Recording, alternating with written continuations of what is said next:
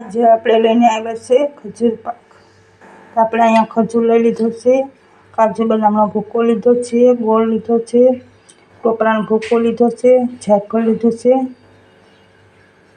અહીંયા આપણે તપેલી ગેસ ઉપર મૂકી દીધી છે. આપણે દેશી ઘી લીધું છે, બ્લોકમાં બનાવી છું.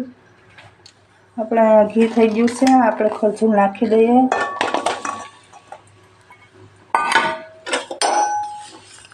જ્યાં સુધી ગરમ ન થાય ત્યાં સુધી આપણે આને હલાવવાનું છે.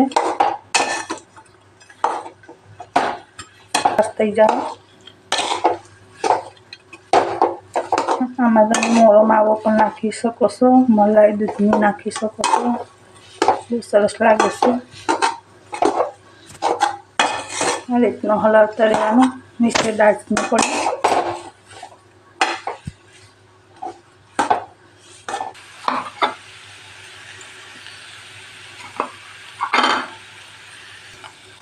ખાંડ પણ નાખી શકાય એમાં.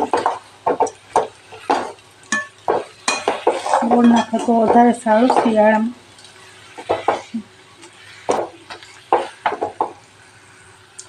એક એક આપણે બધું વસ્તુ નાખતા જાઉં. આપણે જાયફળ નાખી દેવું છે, જાયફળનો ભૂકો. આપણે જાયફળનો ભૂકો નાખી.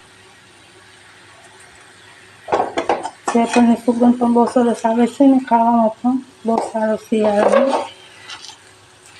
એક રસ કરી નાખ્યું છે. આપણે ટોપરાનો ભૂકો નાખી દઈએ. કાજુ બદામનો ભૂકો નાખી દઉં. હવે આપણે બધી મિક્સ કરી દઉં. આ રીતના આપણે બધું મિક્સ કરી દીધું છે. આ રીતના બનાવીને ટ્રાય કરજો. બાળકો ખાહે. આમ ખજૂર નથી ખાતા. આ રીતના બનાવીને તમે દો તો ખાહે. તો આપણે નીચે થાળીમાં કાઢી લઈએ. આપણે એક થાળીમાં કાઢી લીધું છે. હવે આપણે એના ગોટા વાળી લેવું. બ્લોકમાં બનાવી લેજો. તો અહીંયા આપણે ટોપરાનો ભૂકો લઈ લીધો છે. આપણે ગોટા બનાવવાના તૈયારી કરી દીધી છે. આપણે ડબલામાં થોડો ભૂકો નાખી દઈએ. ટોપરાનો છોટો નહીં છે. તો આ રીતના આપણે ગોટા વાળી લેવાના છે. અને આ રીતના ટોપરામાં આપણે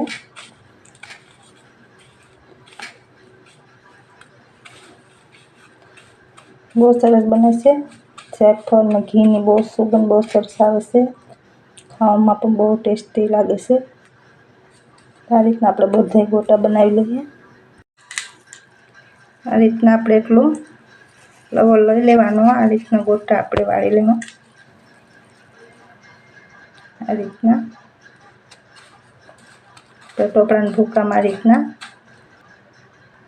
તો આ રીતના આપણે બધા ગોટા તૈયાર કરી લીધા છે.